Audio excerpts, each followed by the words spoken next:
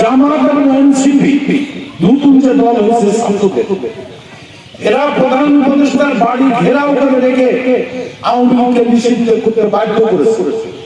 আর আমার নেতারা স্পষ্টভাবে বলেছেন কোন রাজনৈতিক দল নিষিদ্ধ হোক, এটা বিএনপি চাই না।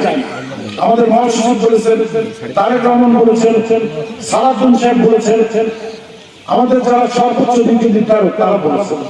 জামাত ইসলামী ইসলামের কথা বলে, তারা কি ইসলামের কথা বলে? তারা কি আদৌ ইসলামকে ধারণ করে? আমার বিশ্বাস হয় না। আপনারা বিভিন্ন 100 জন হুজুর একটা স্টেটমেন্ট দিয়েছেন, ওরা সুবিধার জন্য যার কাছে দরকার তার কাছে গেছে। ওরা আওয়ামী লীগের সঙ্গে গেছে, ওরা বিএনপির সঙ্গে গেছে। ওরা বলে জামাত ইসলামী ভোট দিলে জান্নাতে যাবে।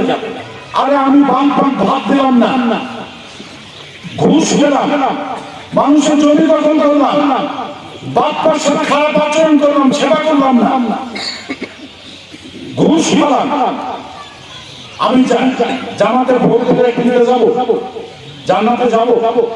বলেন আপনারাই বলেন। আমি আপনাদের কথা দিচ্ছি, দৌলতপুরের মাটিতে কোনো সন্ত্রাসী চাঁদাবাজ, ভূমি দখলকারী আশ্রয় দৌলতপুরের মাটিতে হবে। সে আওয়ামী লীগ করতে পারে। আমরা পরস্পর আত্মীয় না, সামাজিক ভাবে বাস করে না। দেখেন আমি দৌলতপুরে অনেকে রেজাল্ট শুধু বাড়ি ভেঙে চাইছে, আমাদের বাড়ি ভেঙে চাইছে, আমাদের উপর কি অত্যাচার করছে। আমি 3 বার জেলে ছিলাম, এই যে শামীম জেলে ছিল, এই আপনাদের ইউনিয়নে এমন মজদুর জেলে ছিল,